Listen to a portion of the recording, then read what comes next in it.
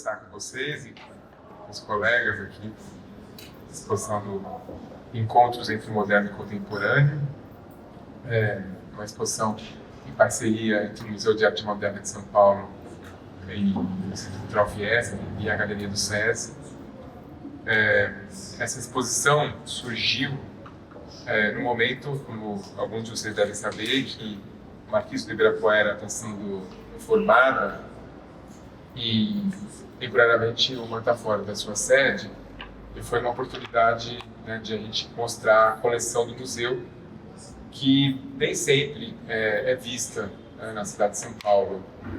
E foi um desafio, né, para a gente pensar essa exposição, mas também a gente está mostrando coisas que, algumas mais conhecidas e coisas que nunca haviam sido exibidas pelo museu. Tem muitas doações novas, tem muitas obras que chegaram recentemente na coleção.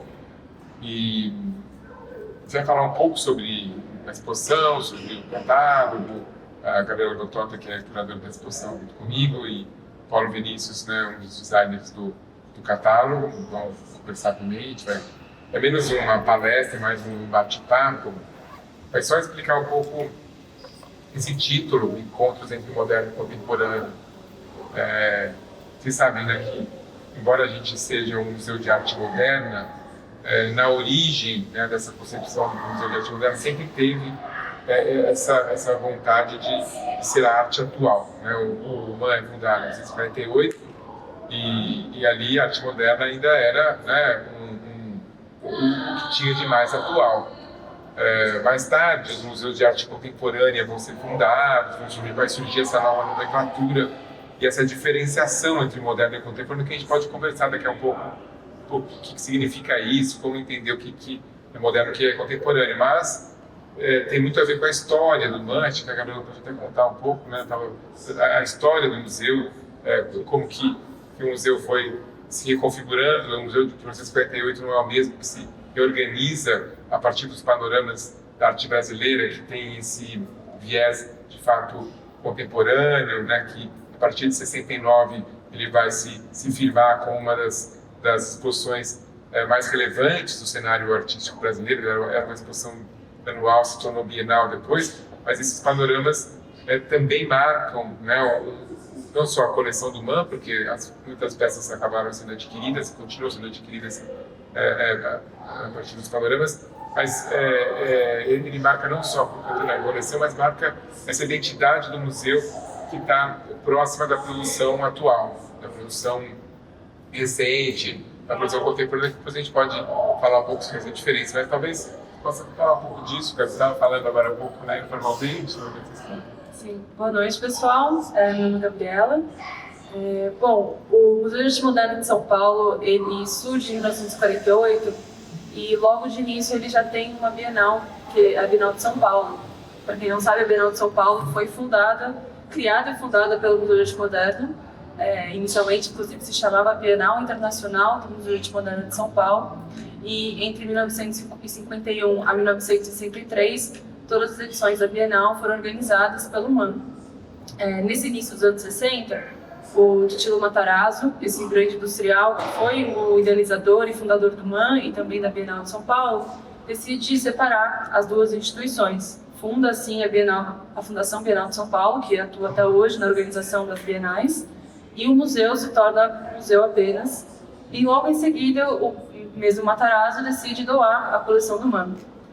A coleção do MAN, até então, ela foi constituída por um grande contingente de obras de arte moderna nacional e internacional, justamente através da Bienal de São Paulo, que dava prêmios para os artistas doavam para o acervo do museu voluntariamente, né, por conta dessa construção de um museu de arte moderna no Brasil. E nos anos 60, quando esse acervo ele é doado à Universidade de São Paulo, e poucos anos depois, a Universidade de São Paulo, com esse acervo, funda o MAC USP, que temos até hoje, né, o Museu de Arte Contemporânea da USP. No final dos anos 60, o MAN estava sem sede, sem acervo, mas ainda assim resistindo e fazendo programações e parcerias com artistas e com espaços da cidade, consegue uma nova sede, por concessão da Prefeitura da cidade de São Paulo. Essa sede é o prédio que o MAM ocupa até hoje, o prédio Supermarquês do Parque Ibirapuera.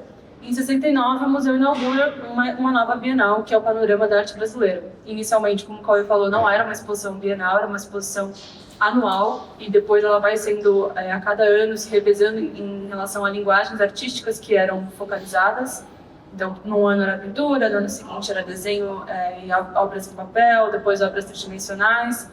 E com o tempo ela assume esse formato bienal e passa a ser uma exposição pautada por linhas curatoriais, por narrativas curatoriais, e com isso vai criando esse repertório, né, programático, e coloca o MAM como uma instituição de arte contemporânea. E, de fato, os panoramas, desde a primeira edição, eles foram um lugar de encontro entre artistas já consagrados, artistas que até então, alguns eram, né, alocados nessa categoria de arte moderna, arte de vanguarda, e outros que estavam produzindo naquele momento nas vertentes do construtivismo, do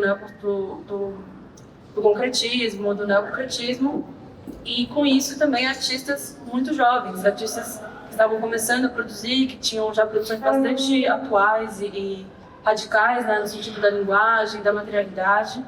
E o museu, a cada uma das edições, também tem as suas premiações e também tem as doações e aquisições que eram feitas diretamente com artistas participantes. E assim o museu foi construindo o seu novo acervo.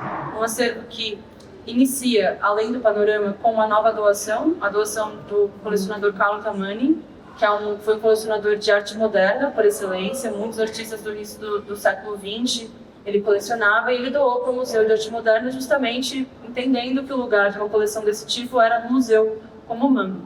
Então o MAM, desde dessa reconstituição, no final dos anos 60, começa a criar um acervo em que convive arte contemporânea e arte moderna. Só que com essa convivência, as fronteiras começam a se diluir, né? Eu acho que não só por uma questão de artistas jovens e artistas mais velhos, como os mesmos artistas que começaram a produzir nos anos 40, 50, muito voltados para linguagens construtivistas ou outras linguagens, outras vertentes, continuaram produzindo até o final do século XX, alguns até hoje, e cujos trabalhos continuam com a mesma marca, continuam tendo a mesma linguagem. Como é que você posiciona um artista que produz ao longo de todo esse tempo apenas como um artista moderno, né? Como é que você coloca quase que essa label num artista que produz contemporaneamente, que produz nos dias atuais? E acho que essas são algumas das questões que a gente abordou durante o processo de preparação da exposição, da pesquisa para a exposição. A gente tem na exposição ali na galeria esse encontro acontecendo justamente em cada um dos núcleos, artistas que produziram desde os anos 40, artistas das vanguardas, expostos ao lado de artistas contemporâneos que começaram a produzir nos anos 60, 70, quando questões muito caras à arte moderna, né, às artes de vanguarda, então a especificidade do suporte, a busca por uma forma pura, ou até mesmo essa ideia, né, de que a arte deveria cumprir uma função social de transformação do mundo, de transformação cultural, isso acaba se perdendo, né? Acaba, acho que, deixando de ser um norte para a produção artística a partir dos anos 60, também por conta desse cenário pós-guerra, a Guerra Fria, essa arte internacional que vai se aglutinando e intercambiando. Então a produção brasileira a partir dos anos 60 começa a ser muito menos classificável. Ela não tem mais tão claramente essa estética modernista. Então o acervo do MAM é um acervo múltiplo, diverso, em termos tanto de, né, artistas e figuras que povoam ali, quanto mesmo de suportes, linguagens, materialidades. E com isso acho que a exposição fez um bom trabalho em trazer exemplares de diferentes períodos. Como o Cauê estava dizendo, obras que nunca foram expostas estão ao lado de obras que estão na coleção desde 1967. E acho que esse é o potencial dessa exposição, e a partir desse encontro oferecer para o público um lugar de reflexão sobre a narrativa que a gente conta em relação ao que é a arte brasileira, o que é o Museu de Arte Moderna, qual que é a sua missão e como é que deve ser o seu acervo. É um desafio contínuo, e a gente acha que essa exposição, colocando essas questões, nos ajuda também a vislumbrar um pouco mais o quanto que isso pode continuar a ser explorado. Não é uma pergunta que vai ter uma resposta, né? O que é arte moderna e o que é arte contemporânea. Mas as possibilidades de ponderação são tantas que continuam dando frutos. Legal que você parou nesse momento, né? Já soltou a bola, né? Depois a gente vai passar a palavra para você rapidinho. Mas como a Gabi estava falando, essa pergunta, né? Então, onde começa a arte moderna? Onde começa a arte contemporânea? Onde termina a arte moderna? A arte moderna terminou? É um pouco as perguntas que nos ajudaram a refletir sobre essa exposição, né? A primeira pergunta é, então, a arte moderna ter começado ali no final do século XIX, início do século XX. Aqui em São Paulo se elegeu um marco, né, muito da Semana de Arte Moderna, embora a gente saiba que teve muitas manifestações anteriores, não só Greta Malfatti, Comida Júnior, né, mas a gente localiza mais ou menos na passagem do século XIX e século XX o surgimento da arte moderna associada, né, à industrialização, ao processo de urbanização das cidades, né, então tem um recorte temporal, né, mas não significa que toda a arte produzida, né, nesse início da primeira metade do século XX seja moderna. Durante a primeira metade do século XX se produzia arte moderna, mas também se produzia coisas que não eram modernas. Então a gente não pode definir a arte moderna exatamente como uma precisão temporal, né? A arte moderna a gente pode definir talvez por questões de estilo, e não apenas um estilo, mas vários estilos. O impressionismo foi um marco, né, da arte moderna ali na década de 70 do século passado, século retrasado, né? Depois uma série de outros, né, o expressionismo, o cubismo, o futurismo, o dada, e talvez até ali a arte pop mais ou menos, né, que já seria passado, mas até antes da arte pop seria as vanguardas modernas que tinham esse ideário transformador, esse sonho, né, de transformar o mundo a partir de uma revolução, seja ela uma revolução voltada pela relação com a indústria, seja ela, no caso da Bauhaus, no caso do futurismo, seja ela uma revolução passada pelo inconsciente para depois ir para o campo social, como no surrealismo, a partir de diversas vertentes, mas, ou seja, existia, né, essa ideia de utopia, essa crença num futuro melhor. A própria ideia de vanguarda, como vocês sabem, ela vem de um vocabulário militar que pressupunha essa luta, que pressupunha estar à frente do próprio tempo, né? Então o vanguardista ele está à frente, não como a tropa de vanguarda que está à frente espacialmente, né? A tropa de vanguarda é aquela que abre o caminho para que a retaguarda venha e conquiste o território. Na vanguarda é temporal, né? Que se coloca a questão. Mas tem um certo momento em que essa ideia de estar à frente do próprio tempo já não dá mais, porque a própria noção de tempo já não é mais tão linear assim. E isso muda, né, em relação ao contemporâneo, ou seja, se falar hoje vanguardista pode soar um pouco ingênuo, né? Como assim está à frente do próprio tempo? Como, né, que tempo é esse que você está à frente? Parece até um pouco antigo ser vanguardista, já tem 100 anos isso, né? Então, essas questões nos ajudaram também a falar desses encontros e questionar também, né? Então, afinal de contas, se o moderno é um conjunto de estilos, haveria um estilo da arte contemporânea ou um conjunto de estilos contemporâneos? E como a Gabriela estava falando, não, a gente está falando de uma diversidade de proposições muito grandes, então não seria mais possível você falar em um estilo contemporâneo. E se existir esse estilo, seria um estilo de não ter estilo, um estilo de poder fazer qualquer coisa, inclusive arte moderna, hoje em dia, porque não é se um artista for pintar um quadro inspirado no impressionismo, ele não será um artista moderno, é um artista contemporâneo olhando para o passado, ou olhando para a arte renascentista, ou olhando para a arte barroca, ou olhando para qualquer tempo, ou seja, é possível fazer arte contemporânea a partir de qualquer diálogo com qualquer tempo e qualquer estilo anterior. Então, o contemporâneo não é um estilo como talvez a gente poderia falar para o moderno, e também contemporâneo já não é mais um momento de uma crença nessa promessa de felicidade que a arte moderna tinha, não há mais esse ímpeto vanguardista. Então a gente, claro, não significa que não haja novidade, que não haja vontade de transformação, é claro que há, né, mas não nesse sentido revolucionário que os modernistas tinham como uma grande revolução transformadora, né, do mundo. Há micro-revoluções, há pequenas transformações pontuais que são muito relevantes, e acho que a arte contemporânea continua acontecendo aí, com toda a sua força. Mas acho que só para exemplificar, essas tensões entre o que é moderno e contemporâneo aparecem na exposição em alguns casos. Assim, um que eu me recordo agora é, por exemplo, o de Cavalcanti, que ele foi um dos idealizadores da Semana de Arte Moderna de São Paulo, é um artista, né, típico modernista, precursor do modernismo no Brasil, né? Tem aquele famoso livro Fantasmas da Meia-Noite, em que tem ilustrações que são disruptivas do modernismo, e todo mundo associa ele com arte moderna, né? Mas na exposição nós temos uma peça no acervo que é a última obra dele e está inacabada, porque ele morreu enquanto estava pintando, né? Durante o período que estava pintando, e é de 1973. E anos 70, você falar que está sendo feita arte moderna pode parecer um pouco estranho. Então, ali é um exemplo muito explícito desse encontro entre o moderno e contemporâneo e da dificuldade de nomear artistas e classificá-los ou colocá-los em gavetas muito determinadas e fechadas, né? Assim, daqui eu estou vendo uma peça do Geraldo de Barros ali, né? Que é um artista ligado ao concretismo, à cultura, lançou um manifesto lá no MAN, em 52, sobre arte concreta, mas essa peça é dos anos 80. E a gente pensa em anos 80 como o retorno da pintura, como tipicamente uma pintura contemporânea, com Beatriz Milhazes, Adriana Varejão, inclusive tem uma Beatriz Milhazes na exposição, né?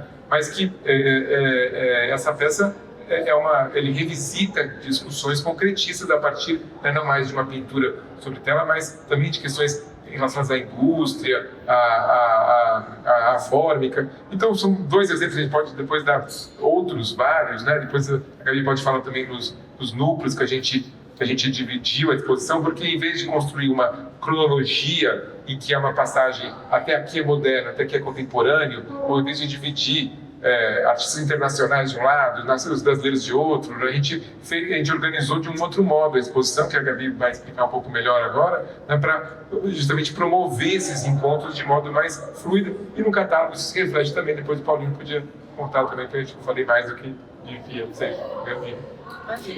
Eu acho que só antes de eu comentar um pouco dos núcleos, eu queria jogar luz ao conteúdo que o educativo contribuiu para o catálogo. Quem tiver com o catálogo aí em mãos vai poder conferir.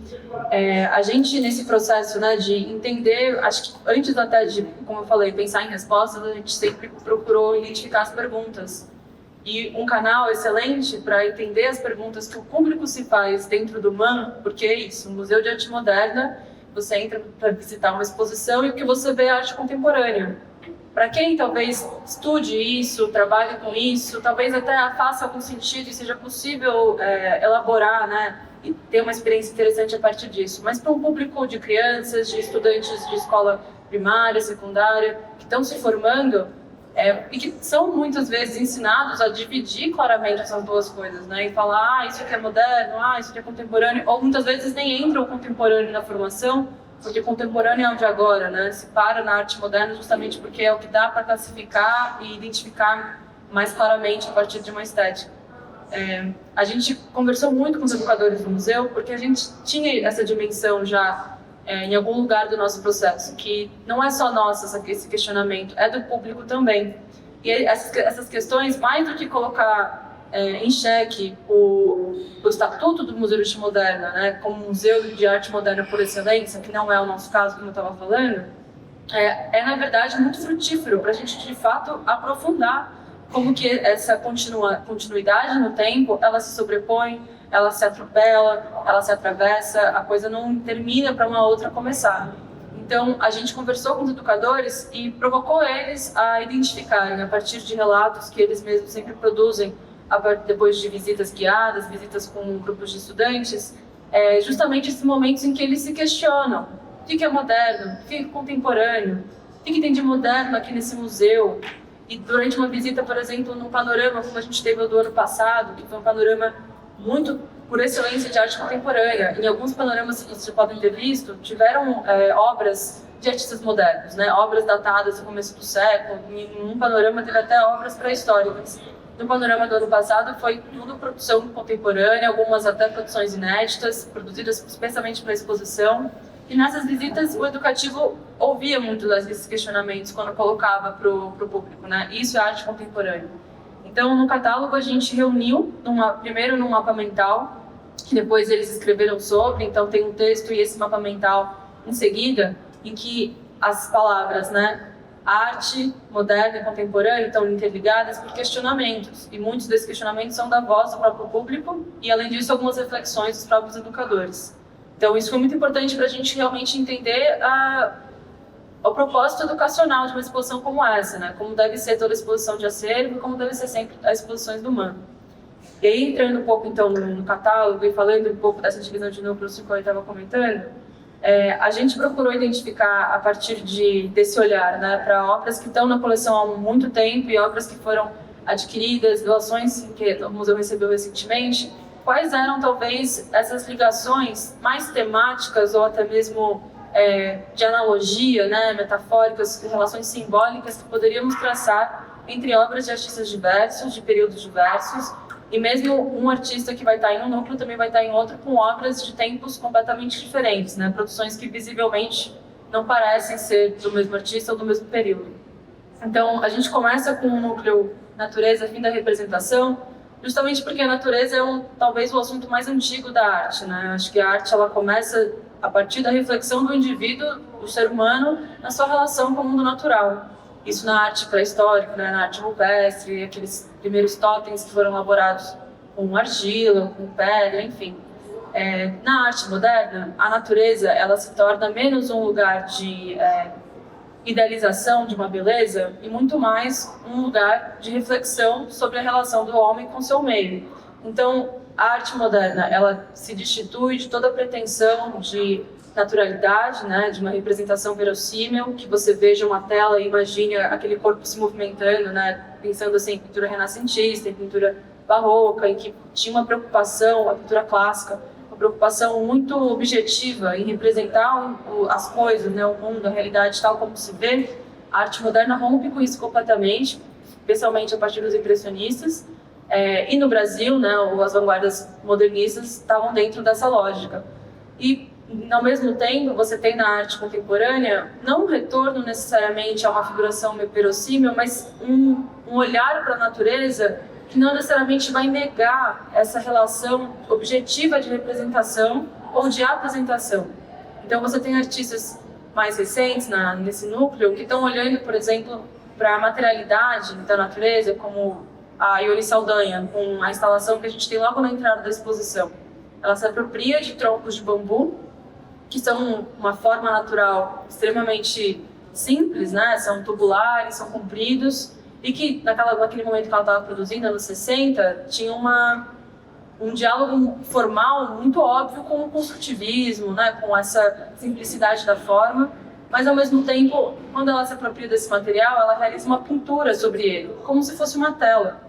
E isso é muito interessante porque na arte moderna o que se explora muito é justamente o trabalho no interior do suporte, né? Então, no final dos anos 50, como eu estava falando, no começo dos anos 50 você tem os manifestos concretistas e a partir disso a forma que se usa, né, na pintura começa a extrapolar os limites da tela.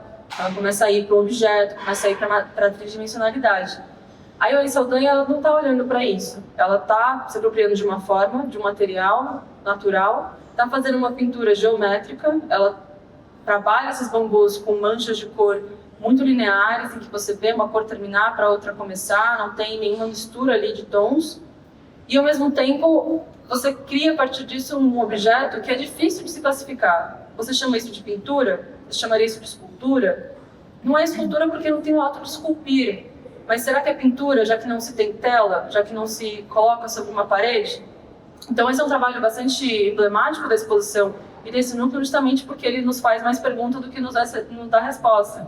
E ele é um artista, Ione Saldanha, que também é difícil você posicionar como ela é uma artista das últimas correntes modernistas, ou não, ela já é uma artista realmente contemporânea. Como eu estava falando, ela é uma artista produzindo, olhando para o passado, olhando para questões caras da história da arte, que não se encerram, né, quando as vanguardas terminam ou quando elas vão perdendo a sua força. Bom, em seguida a gente tem um núcleo ambiente urbano, habitado da modernidade, e a gente colocou esse núcleo em seguida um do outro justamente por essa dualidade, né, entre a natureza e o ambiente urbano. Existe essa crença de que o modernismo, não no Brasil, especialmente internacionalmente, é um movimento que reflete uma mudança social, né, ou que busca provocar essa transformação.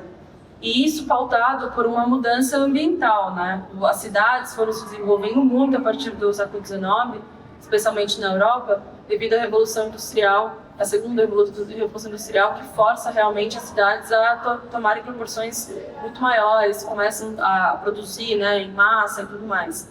No Brasil, isso não é o nosso caso. A gente começa a ter uma urbanização, de fato, a partir do segundo quarto do século XX, ou seja, depois da Semana de Arte Moderna. Então, nas primeiras manifestações do modernismo no Brasil, o ambiente urbano não era muito urbano, ele era um ambiente ainda em construção, né, em concepção de se tornar um centro urbano. Então, vocês vão ver nesse núcleo uma tela da Tarsila do Amaral, uma paisagem, que a Tarsila, né, é um nome extremamente representativo dos vanguardas modernistas no Brasil, mas que não apresenta nessa pintura nenhum traço de urbanismo, de prédios ou de ferrovias, de poluição, que é o que a gente tem hoje nos nossos centros urbanos. Então, nesse núcleo, a gente trouxe artistas e obras que, de algum modo, apresentam, né, esse cenário, o cenário que foi, de fato, da arte moderna no Brasil, de uma urbanidade incipiente, em construção e idealização.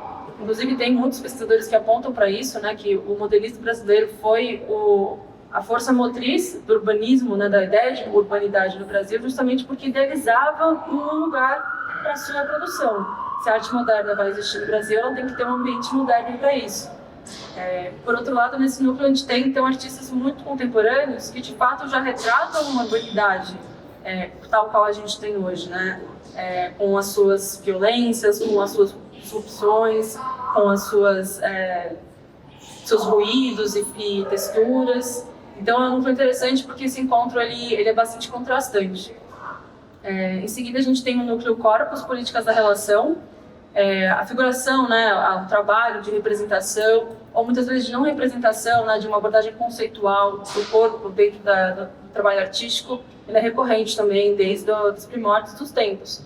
Aqui na exposição, a partir de trabalhos do acervo, inclusive essa pintura que eu estava comentando de Cavalcante, a gente mostra como a preocupação da representação do corpo e das relações que os corpos estabelecem entre si ou com o seu ambiente é uma preocupação contínua desde a arte moderna até as últimas produções. A gente tem pinturas muito recentes ali que trabalham com uma figuração e com um espaço pictórico que a gente poderia associar a uma arte moderna, né, a uma vanguarda, mas são claramente contemporâneos, estão produzindo hoje e ainda assim à luz, né, desse processo histórico. Em sequência, a gente tem o núcleo Formas de Construir e Romper, que é esse núcleo que a gente consegue ver daqui do café. E é um núcleo que reúne tanto obras de artistas por excelência, né, do construtivismo brasileiro, artistas concretistas, dentro deles também artistas que nunca se alinharam ou se aliaram claramente a uma dessas vertentes, como o próprio Volpi, que é um grande herói do modernismo brasileiro, mas que nunca se considerou vanguardista, nunca se considerou construtivista, ou mesmo quando ele fazia, né, a sua pintura mais das fachadas, das bandeirinhas, também nunca se associou ao abstracionismo, mas que tem claramente na sua pesquisa e na sua produção uma discussão sobre a forma, sobre a composição pictórica, né, sobre o fazer também da pintura, a fatura e tudo mais. Junto deles, os artistas do concretismo, como o Saciloto, como o Geraldo de Barros, artistas também que nunca chegaram de fato a se vincular, mas que são muito importantes nesse período, como a Mari Vieira, né, uma artista mulher que também conviveu com os concretistas e neoconcretistas. E temos artistas mais jovens, não jovens, mas artistas contemporâneos, né, mais recentes, como o Sudo Meirelles, que tem um trabalho que não fala necessariamente sobre essa discussão formal, mas que se apropria do processo de construção, essa ideia, né, de que a arte é também construir, e realiza um objeto que coloca em questão funcionalidade de objetos do cotidiano e as possibilidades de uma discussão simbólica a partir deles, com essa mesa apoiada em pequenas mesas e uma cadeira apoiada em pequenas cadeiras, né? Finalizando, a gente tem os dois últimos núcleos da exposição, o núcleo Fragmento e Jazz e Ilustrações, e nesse núcleo a nossa intenção foi trazer trabalhos que têm uma estética, uma visualidade se coloca como abstrata, o que a gente pode entender como abstrata, porque não tem uma figuração óbvia, você não consegue identificar, né, de cara que é um objeto ou algo existente sendo representado ali, mas que também demonstram essa continuidade, né? A gente tem nesse núcleo uma obra do Yves Klein, que é um artista francês muito marcante ali do abstracionismo francês, do final da primeira metade do século XX. E temos também obras muito contemporâneas, como Mudança de Tracinto, que vão fazer um diálogo ali através de tonalidades próximas, mas que têm pesquisas completamente distintas. E ao mesmo tempo, como o Cauê falou, com a Beatriz Milhazes, que é uma artista da década de 80 em diante, produz até hoje, pinturas em grandes escalas, com uma preocupação muito mais voltada para visualidades de cor, de formas, uma dinâmica pictórica muito intensa, muito perto de Antônio Henrique Amaral, que é um artista que trabalhou durante toda a sua produção praticamente com uma forma simbólica muito clara, que é a da banana, do cacho de bananas, que era um comentário, né, sobre essa identidade brasileira, que é o Brasil para o brasileiro e para o estrangeiro, essa República das Bananas, especialmente ali na década de 60, na ditadura militar, que tinha muita censura. A banana foi um recurso para ele fazer críticas políticas e críticas sociais sem ser alvo, né, da política truculenta do Estado. E ali ele faz um fragmento, ele pinta, na verdade, um fragmento de um cacho de bananas. E porque é um fragmento, se você não tem um conhecimento dessa produção mais extensa dele, talvez de cara você não reconheça ali 3 bananas, né, 3 miolos de uma banana. Mas são bananas porque se você entende a produção, você vê que tem essa continuidade. É um artista que, nesse momento, ele olha para a forma da banana não como a banana em si, mas como esse elemento que pode ser trabalhado simbolicamente numa abstração, né? Num lugar mais de elucidações poéticas que não necessariamente estão atreladas ao objeto original. E, por último, o núcleo mídias, tradições atualizadas. Esse é o núcleo que a gente tem obras mais recentes, eu diria, porque não as mídias, né, elas são uma invenção recente, as mídias eletrônicas, eu digo, mas a gente tem nesse núcleo um trabalho muito importante, que é o trabalho do Guignard, do Veiga Guignard. São 2 fotomontagens, fotocolagens, na verdade, e essas foram um dos primeiros experimentos fotográficos realizados no Brasil.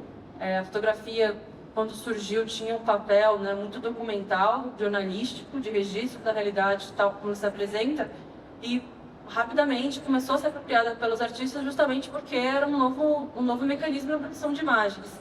Mas o Guignard olhou para isso e, vindo de uma produção pictórica muito ligada com o surrealismo, né, e com paisagens oníricas e com elementos que não necessariamente têm uma relação tão clara entre si, e faz uma composição com elementos diversos que não necessariamente foi ele que fotografou, mas ele parte de películas fotográficas, de imagens fotográficas, e compõe imagens novas a partir disso. E ali é meio que o nosso ponto de partida, porque é uma atualização de uma mídia, naquele momento, recente, para a gente já é antiga, né, nos dias atuais, que é a fotografia, e que depois vai sendo explorada por outros artistas do núcleo, como o próprio Cecílio Meirelles, que aparece lá.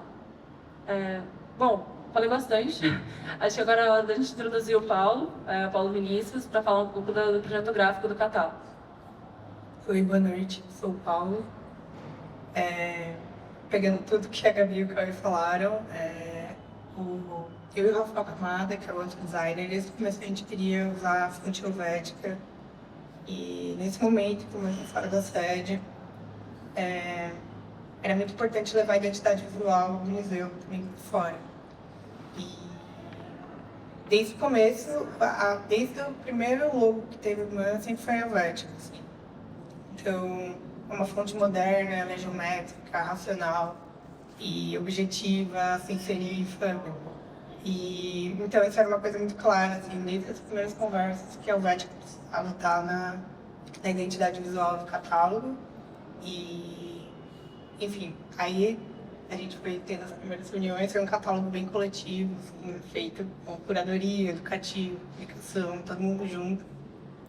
E a gente percebeu que para complementar, assim, a curadoria mesmo, a gente estava pensando que uma forma de desconstruir mesmo uma fonte tão moderna era usar ela de uma maneira bem contemporânea, assim.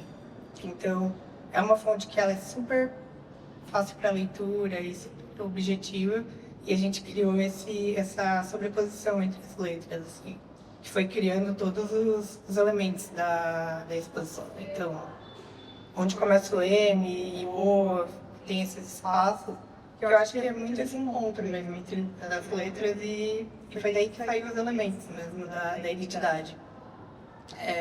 E aí ele fica essa coisa meio definida também. Você não sabe exatamente o que é geométrico, que é um pouco mais orgânico. E eu acho que ela foi a partir daí, né? A própria cor, o roxo também. A Gabi foi uma grande defensora do roxo desde o começo. Ela é uma cor secundária que mistura o vermelho e o azul. E a gente também queria uma cor secundária, né? Porque para pensar essas duas coisas, o moderno e o contemporâneo. E o primeiro logo do Man, ele era azul, o A, né? Que hoje em dia é vermelho. E então tive uma ideia de brincar com isso. Vermelho do Man com o primeiro azul do Man. E as letras também é sobreposta no primeiro logo do Man. Então era bem próximo, assim, o M ficava em cima do A, assim. E a gente partiu daí. Soninho, conta pra gente um pouco da capa, assim, de algum modo, ela também tem isso, né, de recortar e aproximar, e é quase uma abstração, né, que tal como a gente falava da banana agora, a Gabi falava da modo como você se vale dessa abstração para falar um pouco do encontro entre o moderno e o contemporâneo. Exato. Então, os encontros entre as letras acabaram criando esses elementos mesmo da expressão. Então a gente partiu disso mesmo, assim, por todos os elementos bem da Helvética, né? Então a gente foi criando essa abstração mesmo, não sabe exatamente onde começa uma coisa e termina a outra, né? Acho que queria daí. É isso. E entra na capa, eu gosto da capa, ela tem uns elementos que parecem geométricos, construtivos, como se fosse alguma coisa mais da pegada ao concretismo, mas na verdade é simplesmente se dá pela sobreposição das letras, essas formas. Eles usaram 2 tons de roxo, que também foi usado na exposição, nas legendas, para fazer esse contraste entre o mais claro e mais escuro. Isso, são tons bem próximos, assim, a gente queria que eles se confundissem um pouco também. Quase como uma variação um do outro, né? Queria daí. Acaba trazendo um pouco também essa ideia de diluição, né, que a gente está falando, dessa definição tão clara do que é uma coisa e o que é outra. O roxo vai perdendo um pouco da sua densidade, mas logo depois ele retoma. Então tem um pouco dessa, quase uma relação simbólica com a própria proposta da exposição. E a gente acabou usando também o fundo, ele entra no E, né? Tudo se mistura, fundo com... A figura de fundo, tem uma parte preenchida, uma parte vazada. Exato. E é uma forma, como eu até falei, bem contemporânea de usar uma fonte bem moderna, porque a Helvética foi muito usada no design gráfico moderno brasileiro, assim, era uma das fontes favoritas, porque ela é muito objetiva, assim, então foi uma desconstrução mesmo da Helvética. E agora, olhando para isso, ouvindo o Paulinho falar, me veio até em mente a questão da arquitetura, né? A exposição, para quem já teve a chance de visitá-la, tem uma arquitetura bastante interessante, porque ela começa com painéis chapados, brancos, que remetem ao cubo branco, mas no interior das 2 pequenas salas que foram construídas, você vê a estrutura do painel. O painel ele é vazado, né? Essa parte que está aparente aqui, em outras exposições que vocês vão visitar, na verdade ela está dentro dos painéis, ela só não está visível. Eles são revestidos de ambos os lados por placas de MDF, e essas estruturas são, por isso, cobertas. Aqui elas foram não só apresentadas ao público, mas também são usadas para fixar os trabalhos, são o apoio, né, da linguagem das legendas, da comunicação visual. Então, de algum modo, aqui onde você faz essa sobreposição e acaba revelando, né, os vazados e preenchendo os vazados, ali também, de alguma forma, a gente está revelando vazados para preencher eles com essas obras. Então, acabou que deu muito certo essa identidade também em diálogo com a arquitetura, né? Como se estivesse mostrando o avesso da exposição por dentro, né? As entranhas dos painéis, e acho que o catálogo também tem algo disso, né? De mostrar as entranhas das letras, né?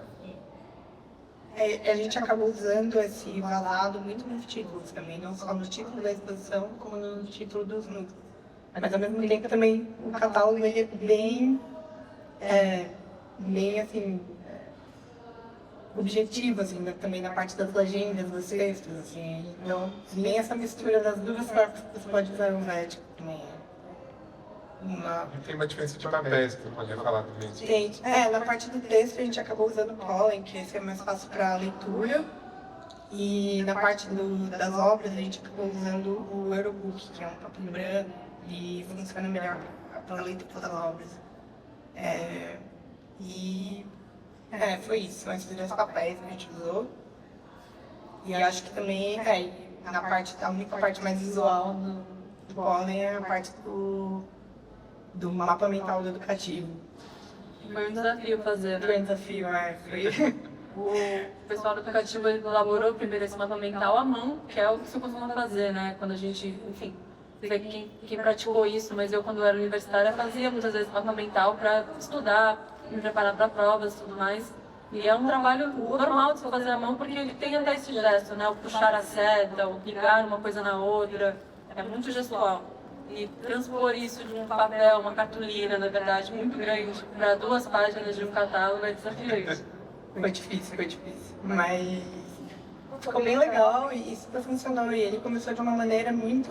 Você lembra que as primeiras versões eu estava tentando deixar ele bem geométrico e tudo. Tinha caixinhas, né, no começo. Isso. Aí no final ele ficou super orgânico, ele conseguiu preencher super, assim, com esse espaço. E a gente teve que mudar, foi uma mudança super grande, assim, de pegar uma cartolina desse tamanho, né? Ele tomou várias fontes, várias letras diferentes, várias cores. E o catálogo ele é todo em 2 cores, tirando o público, né? Que a gente colocou magenta, que é esse rosa, que é a voz do público e que vem no educativo, assim, que ele faz parte do roxo, né? Para preencher o roxo a gente tem esse magenta e ele é a única coisa para diferenciar mesmo da voz. Não, boa lembrança, porque de fato, não só no mapa mental, vocês veem trechos do mapa que são em magenta e rosa, como nas aberturas dos núcleos, junto com o texto de núcleo, tem também pequenas citações no rodapé da página em rosa, magenta. Essas são frases do público. São questões que chegaram do aplicativo e que não cabiam necessariamente no mapa mental. A gente foi reunindo essas ponderações e indagações do público, que também não tem uma relação direta com os núcleos. A gente foi tentando trazer uma diversidade de reflexões para cada um deles, reunindo pelo menos 3, e que colocam questões bastante contrastantes, assim.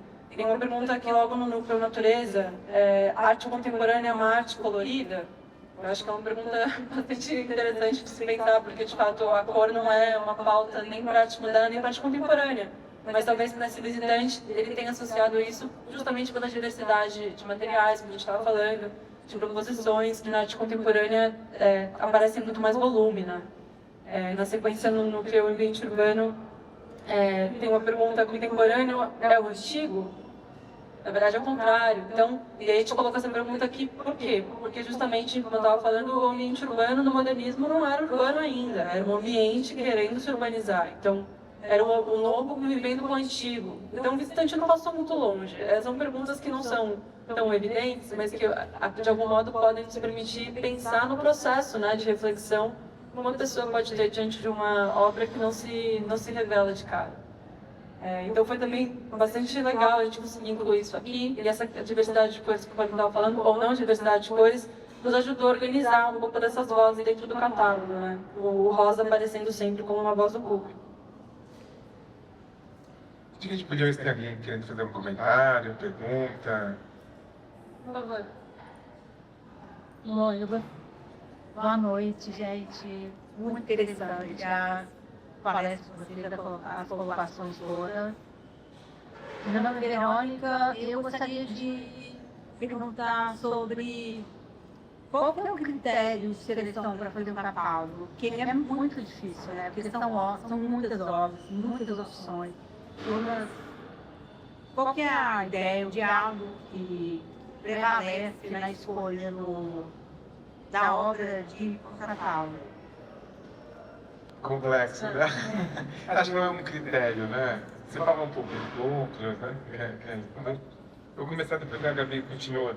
Mas claro, o museu tem mais de 5.000 obras, a exposição tem cerca de 100. Então, obviamente, a grande maioria ficou de fora.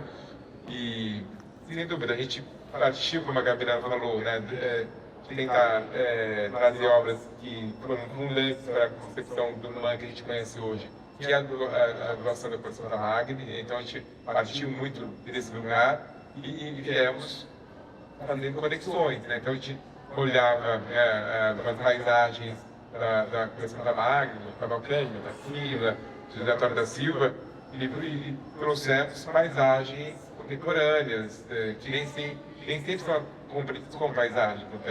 Tem uma obra do André Comasso, que tem a ver com os black rocks, que quebravam vitrines, né? E entender isso como uma paisagem urbana, ao lado de uma paisagem que mostra o Jardim Paulista, nessa região da Paulista, como um lugar rural ainda, era também um jeito de refletir sobre a formação da cidade. Então, a gente foi sempre buscando aproximar o moderno do contemporâneo, né? Então, partimos de algumas obras construtivas e depois fomos pegando outras que já não tanto, como a Mira Schendel, que já são bem diálogo com a arte construtiva, mas já com uma questão de gestual muito mais forte.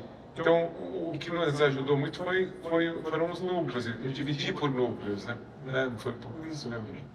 Exatamente, eu acho que com o primeiro olhar para vocês entenderem, né, quando a gente fala de olhar para a doação da Magni, a partir da base de dados do acervo do museu, a gente consegue filtrar as obras da coleção, essas 5.000 obras, para reunir os conjuntos que vieram da mesma doação, ou que entraram no acervo no mesmo ano, às vezes de um mesmo artista.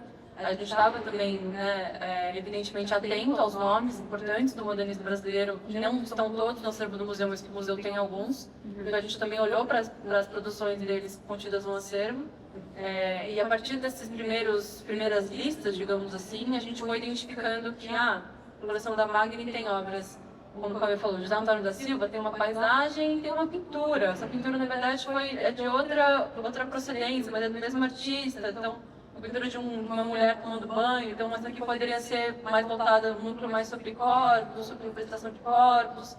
Essa paisagem não é da natureza, é uma paisagem de uma cidade, então não dá para chamar isso de natureza, então talvez seria mais uma coisa urbana. E foi assim que a gente foi identificando alguns lastros temáticos. E aí, a partir disso, a gente foi procurando complementações mais contemporâneas na base de dados. Mas uma coisa que você perguntou em relação à reprodução no catálogo, não é sempre que a gente consegue, mas nesse catálogo a gente conseguiu reproduzir imagens de todas as obras da exposição, com exceção de uma que a gente não conseguiu o retorno do licenciamento, né? Para quem trabalha com publicação sabe, a gente tem que licenciar todas essas obras para reproduzir elas. E uma delas a gente não conseguiu, mas todas as outras estão aqui contempladas no catálogo. Já tivemos exposições em que não foi possível fazer isso, reproduzir todas as obras, aí realmente é um processo de escolha mais complexo, né? Porque além da seleção para a exposição, você seleciona dentro da seleção que vai para o catálogo. E às vezes o que vai para o catálogo também tem esse filtro do licenciamento, né? Que está licenciado e que não está. E outra coisa que acho que nos guiou assim, na seleção também é um pouco de ritmo na exposição, de obras de grandes formatos, obras de pequenos formatos. A gente até inicialmente tinha uma ambição, né, de colocar mais obras de grande formato. Né? A gente pensou em obras que começou a ficar pequeno, que começou a não caber. E daí quando a gente vai conversar com o arquiteto, vai começar a pôr no espaço, começa a ter que fazer escolhas. A nossa lista inicial era bem maior do que essa. Tivemos que cortar muitas obras, né? Mas também um pouco para não ficar também uma exposição muito repetitiva. Então um monte de quadrinhos com tamanhos idênticos ou muito próximos na parede. Então a gente colocava fotografias que quebravam com isso, esculturas. A gente partiu, né, da obra grande do Frank Casaro, lá do Templo, que acho que dá uma quebrada no ritmo da exposição e ao mesmo tempo é um lugar que chama o olhar, porque ela tem essa coisa mais viva, de estar inflada com ar, né, como se ela estivesse respirando. Então teve um pouco algumas escolhas que foram pelo formato, pela questão espacial, né, também nos guiou com critério. Respondemos. Sim, muito. Sei, tem Obrigada. mais. Perfeito. Alguém mais tem algum comentário, alguma pergunta? Por favor.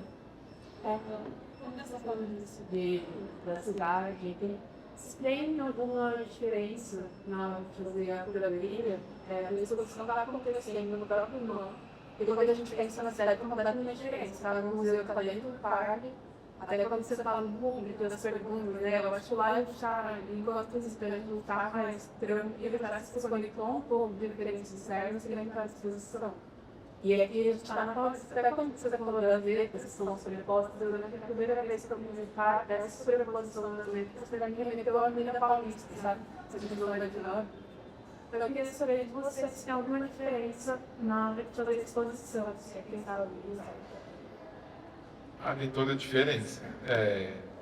A gente partiu, começa, além do que você falou, né, da relação do Man com o parque, que é muito mais orgânica, a parede do Man é toda engraçada, tem jardim de esculturas, tem uma disposição ali de um lugar de lazer, um lugar... Se bem que a Paulista aos domingos é diferente da Paulista nos dias de semana, também tem um quê de lazer, né? Mas claro que é muito mais caótico, muito mais ruidoso, né? Então isso faz diferença. Mas começa pelo título da exposição. A gente quis começar com Man São Paulo, né? Encontro com o moderno contemporâneo virou uma espécie de subtítulo, mas porque é importante marcar que isso era o Man São Paulo. Quando você está no Man São Paulo, você não precisa marcar o nome de exposição com o nome Man São Paulo, mas quando você está na Paulista, num outro espaço, que o público poderia achar que era uma exposição que fez sozinha, né? Mas ela foi uma parceria. Então, marcar esse lugar, né, do Man São Paulo foi fundamental para a gente. E a coleção do Man, obviamente, acaba sendo pensada em diálogo com esse contexto da Paulista. Acho que é legal pensar, né, que a coleção e a exposição ela nunca está fechada nela mesma, ela está sempre em relação a alguma coisa, em relação à arquitetura, em relação ao prédio, em relação à cidade, em relação ao bairro, em relação aos públicos. E obviamente não são os mesmos que frequentam o Arte Ibirapuera que frequentam a Paulista, embora possa ter um lugar de interseção, óbvio, né? Então a exposição muito formada a partir disso, sim. Complementando um pouco, a gente no museu não temos muito espaço, né? O edifício do Man é um edifício relativamente pequeno, se você comparar com outros museus da cidade. Por conta disso, o espaço que nós temos de exibição permanente, o lazer, é o de esculturas, que é um espaço aberto, é um espaço de circulação de visitantes do parque, e que não necessariamente associam aquele jardim ao Man. Muitas vezes a pessoa passa pelo jardim e até conhece intimamente as obras, né, de tanto jogar pedrinha nas obras e tudo mais, mas não entra no museu. Então, para a gente era importante também, tendo essa oportunidade de ocupar um espaço tão bom, que é essa Galeria do César, né, um espaço amplo, que permite uma arquitetura entrar, né, fazer uma nova linguagem e tudo mais, com a coleção de uma maneira bastante ampla. Assim. Então, por isso que a gente pensou, desde o começo, em fazer uma curadoria pautada sobre essa identidade do museu, que é justamente o encontro entre o moderno e o contemporâneo, para introduzir para um público que talvez não conheça o museu, nunca nem tenha visitado, mas talvez tenha passado pelo jardim, ou enfim, o que que tem dentro desse acervo? Né? Um acervo que é pouco exibido como acervo. Muitas vezes nós temos exposições na grade que trazem obras, uma obra ou outra, né, de um artista do acervo, mas a chance de expor tantas obras assim é rara. Então, foi muito importante para a gente fazer essa exposição e agradecemos assim, muito a parceria com a Fiesp, justamente porque nos deu um espaço de exposição de acervo que a gente não costuma ter. Então, esse contexto foi muito relevante no processo, com certeza. Mais alguém? Fique à vontade. Nem que seja só para comentar, para fazer críticas, questionar. Elogios também. Bom, pegando seu gancho aí que você falou sobre as exposições estarem sendo realizadas no Matupié, vocês acham que você tem alguma estatística, algum estudo, que a visibilidade da arte que está no Man, que é uma arte muito, que é contemporânea, que é moderna, que é mais difícil de se ler, de se identificar. Você acha que aqui na Paulista, que é uma passagem que tem milhões de pessoas passando todos os dias, ficou mais visível essa arte? É uma ótima pergunta, eu espero que sim. Mas a gente não fez nenhum estudo ainda ou levantou alguma estatística sobre isso. Eu acho que existe como eu estava comentando naquela hora sobre a contribuição que o Educativo fez para a exposição, existe uma questão geral, né, que é esse quase que não uso do vocabulário contemporâneo quando se fala no MAN ou em arte moderna. E a nossa vontade, no sentido mais pedagógico dessa exposição, foi introduzir de maneira natural e, de certa forma, até jovial, assim, para o público mais jovem que está começando a se interessar por arte, essas ideias contemporâneas sem intimidar, que também tem um pouco disso, né? Eu acho que muitos museus na cidade, e o MAN, inclusive, por ser um museu que está localizado num bairro, né, de difícil acesso, acabam que não se abrem tão facilmente para um público que é mais espontâneo, que está mais interessado, talvez, no momento de lazer. E a nossa ideia sempre foi trazer uma arte que seja acessível, né? Trazer exposições que sejam acessíveis. A arte, ela é acessível. Muitas vezes o que acontece é que a narrativa curatorial, ou mesmo a entidade institucional se sobrepõe a isso e dificulta o acesso. Então, aqui foi uma oportunidade ótima, porque é isso, às vezes é um público desavisado que vai encontrar uma diversidade de proposições e que a partir daí sai com um conhecimento e um repertório de experiências ampliado, né? E acho que isso eu espero que esteja acontecendo, que seja um resultado da exposição. E aí foi uma continuidade, né? Acho que é uma discussão contínua essa questão do moderno e do contemporâneo, e acho que para o museu não encerra aqui. Mas só antes de terminar mesmo, a gente vai fazer estatísticas, a gente tem medição de público que é fiel privado, a gente vai comparar com medições que a gente tem no MAC, que a gente grupou também com o Panorama, com uma unidade do MAN, e acho que esse momento da reforma do MAN está sendo, apesar de toda a dificuldade institucional, que é estar com uma sede temporariamente fechada, está sendo muito positivo, porque o MAN tem se aberto, né, para a cidade. Então a gente inaugurou essa exposição aqui em março, na Fiesp, inauguramos no mês de abril a itinerância do Panorama da Arte Brasileira, né, no Sesc Campinas. Acabamos de inaugurar agora, no mês de maio, a exposição do Jardim do MAN no Sesc, em Vila Mariana. Acho que vale a pena quem não foi ver, porque é uma espécie de extensão do Jardim de Esculturas do MAN, então, que também é parte da identidade do museu. Então é como se levasse um pedaço do Parque Ibirapuera para o Sesc. Então, a gente ainda tem uma programação intensa no segundo semestre, com outras exposições, com outras parcerias que a gente está realizando, a gente vai divulgar muito em breve. Então, mas a gente já está divulgando uma, que já podemos falar, né, que semana que vem estamos em Fortaleza, inaugurando uma exposição em parceria com a Pinacoteca do Ceará, chamada Paisagem. Figura e paisagem, palavra e imagem. Mas antes MAN, nós falamos na Pinacoteca do Ceará, paisagem, figura e paisagem, figura e linguagem, né? Figura e paisagem, palavra e imagem. Nossa, eu troquei tudo, né? Mas, de fato, é um jeito de a gente fazer um diálogo institucional também, né? A gente fez uma doação de 87 obras para a Pinacoteca do Ceará e estamos levando mais uma outra parte do acervo que nem está aqui, né? Mais outras 47 obras do nosso acervo.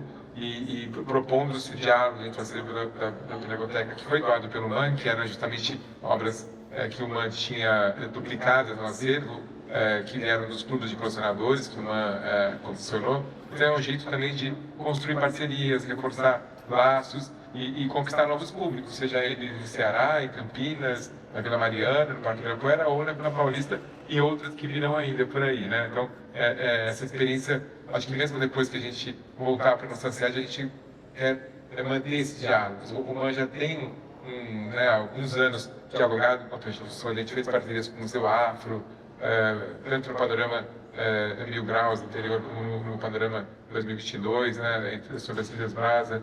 Fizemos parcerias com a Bienal de São Paulo, parcerias com o próprio MAC, havíamos feito uma parceria anterior, depois fizemos agora o Panorama. Então, a gente está conseguindo não só fazer esses diálogos com instituições do eixo do Parque Ibirapuera, que já vimos fazendo, agora a gente ampliou para o eixo paulista, ampliamos para o interior de São Paulo e para o Brasil todo. Então, quem sabe a gente consiga outras parcerias a partir daqui. Né? Se mais tiver nenhuma pergunta ou comentário, agradeço muito a presença de todo mundo. O pessoal da produção, a Bianca e a Eleni estavam passando uma lista, quem não teve a chance de assinar, podem assinar, por favor, uma lista de presença. E é isso, espero que tenham aproveitado, gostado da exposição, comprado o catálogo, e nos vemos por aí. Muito obrigada.